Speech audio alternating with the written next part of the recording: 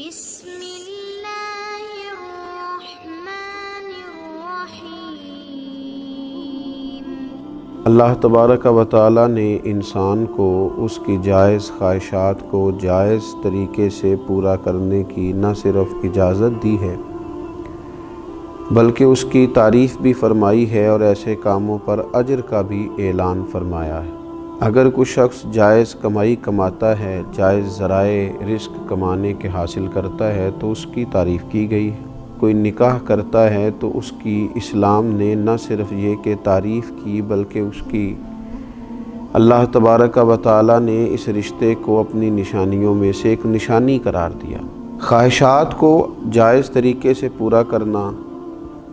اور جائز طریقے سے اپنی ضروریات کا حصول کرنا دین اس کی بہت زیادہ سپورٹ کرتا ہے اور ایسے لوگوں کی تعریف کرتا ہے اور ایسے لوگوں کی حمایت کرتا ہے۔ لیکن جائز ناجائز کی پرواہ کیے بغیر اپنے نفس کی ہر خواہش کو پورا کرنا یہ اتباع نفس کہلاتا ہے، یہ بندگی نفس کہلاتا ہے، اتباع خواہشات کہلاتا ہے۔ بہت سارے لوگ ایسے ہوتے ہیں کہ وہ اپنی لذات کے حصول کے لیے بغیر کوئی پرواہ کیے، بغیر کسی چیز کو جانچے، بغیر حلال و حرام کی تمیز کیے وہ دوڑے چلے جاتے ہیں اور اس قدر زیادہ اپنی خواہشات کی پیروی کرتے ہیں کہ یہ ان کا اتنا بڑا روحانی مسئلہ بن جاتا ہے کہ وہ ان کے دیگر تمام معاملات کو متاثر کرتا ہے۔ جب وہ اپنے نفس کی بیجا خواہشات کی تکمیل کرتے ہیں تو عبادت کی لذت ان سے رخصت ہو جاتی ہے، تلاوت قرآن مجید کا ذوق ان سے چلا جاتا ہے، اللہ تبارک و تعالیٰ کی راہ میں خرچ کر کے جو انہیں قلبی اطمینان حاصل ہونا ہوتا ہے وہ ان سے رخصت ہو جاتا ہے۔ دوسروں پر اثار کر کے جو انہوں نے اپنی روح کو تازگی دینا ہوتی تھی وہ سارا کچھ اپنے اوپر ہی وہ صرف کرتے ہیں۔ تو یہ خواہشات کے پیچھے لگ جانا، ایک خواہش کے بعد دوسری خواہش، دوسری کے بعد تیسری خواہش، کھانے کی خواہش، پینے کی خواہش، اچھے سے اچھا لباس پہننے کی خواہش، یہ خواہشات ہیں جو انسان کو لذات میں مبتلا کر دیتی ہیں۔ اور نبی اکرم صلی اللہ تعالیٰ علیہ وآلہ وسلم نے فرمایا اللہ تبارک و تعالیٰ نے دوزخ کو خواہشات سے ڈھانپ دیا اور جنت کو مشکلات سے ڈھانپ دیا۔ جو چیزیں ظاہری طور پر تھوڑی انسان کے لیے مشکل محسوس ہوتی ہیں وہی تو رستہ ہے جو اسے جنت میں لے جائے گا۔ میں کہہ چکا ہوں کہ جائز طریقے سے اپنی خواہش کو پورا کرنا یہ برا نہیں ہے، یہ مذموم نہیں ہے، اس کی مذمت نہیں کی گئی، لیکن جائز ناجائز کی پرواہ کیے بغیر اور ہر وقت کوئی نہ کوئی نئی سے نئی خواہش پیدا کرنا، ہمارے صوفیاء کرام فرماتے ہیں نفس ایک بچے کی طرح ہے، اگر تم اس کی ایک خواہش پوری کرو گے تو یہ دوسری کا مطالبہ کرے گا، دوسری پوری کرو گے تو تیسری کا مطالبہ کرے گا، یہاں تک کہ اس کی عادت بگڑ جائے گی، اس کا مزاج بگڑ جائے گا، یہ ایک ضدی بچے کی طرح ہو جائے گا، یہ تم سے روز ایک نئی چیز کا مطالبہ کرے گا۔ لہٰذا اپنے نفس کی خواہشات کو اس بات کا پابند کیا جائے کہ یہ چیز تیرے لیے جائز ہے اور یہ تیرے لیے ناجائز ہے، اور جائز چیزوں کو بھی استعمال کرنے کی حد بیان کی گئی۔ کھانا آپ کو کھانا ہے اور آپ کے لیے جائز ہے، لیکن آپ اتنا کھانا کھا لیں کہ وہ آپ کے لیے تکلیف کا باعث بنے، تو یہ نفس کی وہ خواہش ہے جو اگرچہ جائز طریقے سے پوری کی گئی لیکن وہ تکلیف کا باعث بنی۔ آپ کو سونا ہے، آرام کرنا ہے، لیکن آپ اس طرح سوئیں کہ آپ کی نماز کا وقت ہی اس میں سے گزر جائے، تو اتباع نفس کر لینا اور خواہشات نفس ہی کے پیچھے بھاگنا۔ اور بعض لوگ اس قدر زیادہ عادی ہو گئے، اتنے عادی ہو گئے،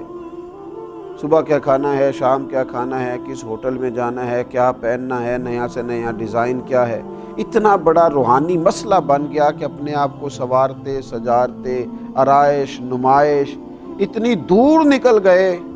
حلال اور حرام کی تمیز چھوڑ دی۔ اللہ کریم نے قرآن مجید میں ایک مقام پہ فرمایا کچھ لوگ تو ایسے ہیں جنہوں نے اپنے نفس کی خواہش کو خدا بنا لیا،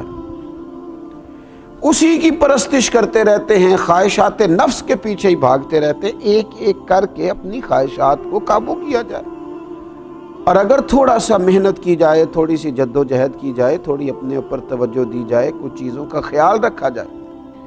کون سی چیز میرے لیے درست ہے، کون سی میرے لیے درست نہیں ہے، کون سی میرے لیے جائز ہے، کون سی ناجائز ہے، اور جو جائز ہے اس کی کس قدر مقدار میرے لیے بہتر ہے اور کس قدر مقدار آگے مجھے لے جائے گی، اگر تھوڑا ان باتوں کا خیال کر لیا جائے تو پھر قرآن مجید نے فرمایا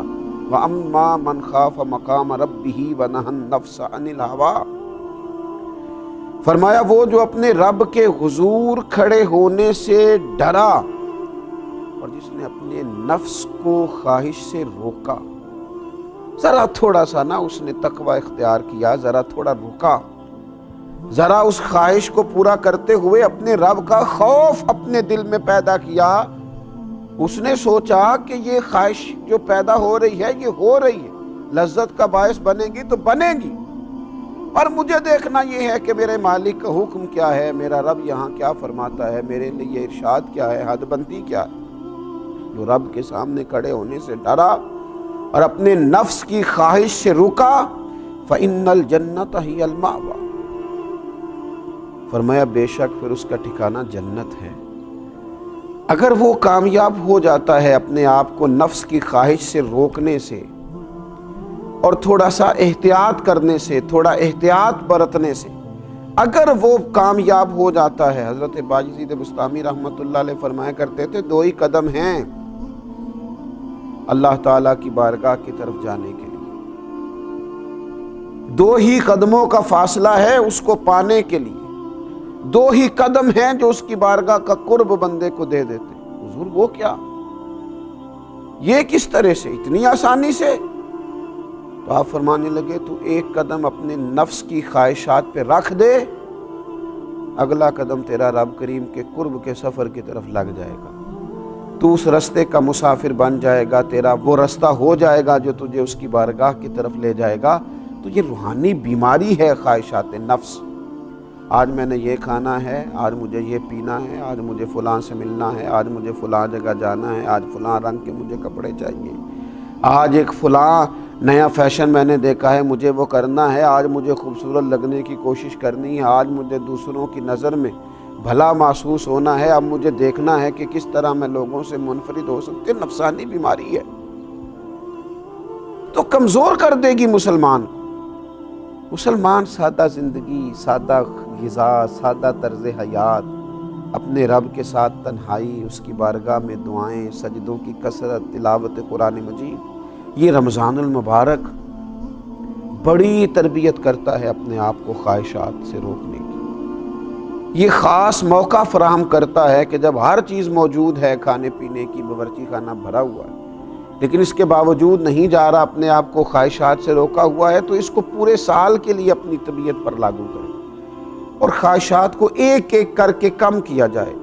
پوری دنیا کے اندر جو غریبی بہت زیادہ ہے، آزمائش بہت زیادہ ہے، تنگ دستی بہت زیادہ ہے،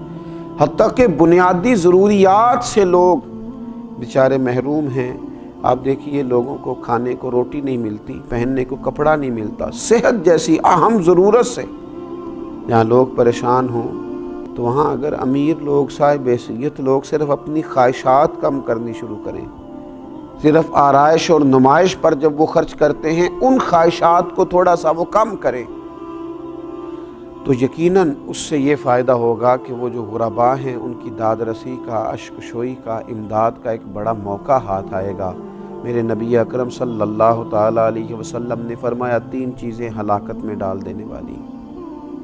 تباہی کر دیں گی، بربادی لائیں گی۔ 3 چیزیں ہلاکت میں ڈالنے والی ہیں۔ ایک تو حضور نے فرمایا ہرس اور طمع میں گم ہو جانا،